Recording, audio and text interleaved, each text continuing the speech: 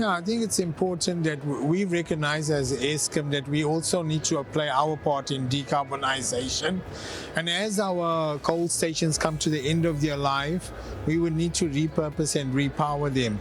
Secondly, we know as Eskom, from a country perspective, there's much more megawatts of renewables that are required in the region of 50 to 60 gigawatts.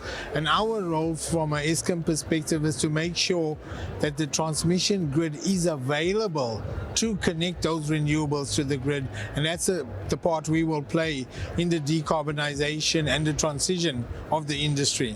So currently we've got a 10-year transmission development plan which will require in the region of just over 200 billion rand worth of investment to expand the grid and grow it by about some 14,000 kilometers.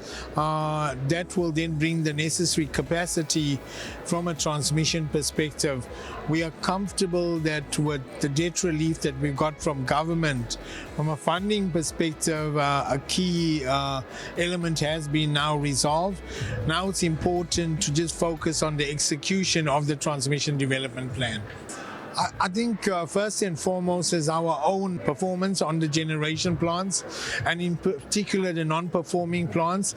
There are specific action plans for each unit at these various power stations.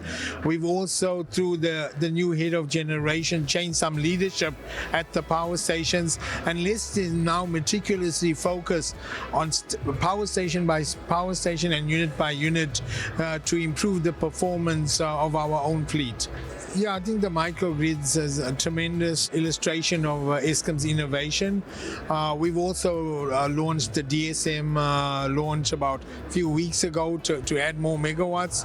And more importantly, it's just about engaging with our partners and bringing the necessary intelligence. But there's massive opportunities, we believe, for digitalization of the electricity industry and artificial intelligence, while we're also protecting the employment of Eskom and, more importantly, and addressing the unemployment of the country. I would like to see from Inland Africa digitalization and the ability to execute and implement as fast as possible, and not repeat the mistakes of other countries in their transition from fossils into renewables, while ensuring the security of supply and stability. So if we as a country can learn that through Inland Africa, I think it would have been a win-win.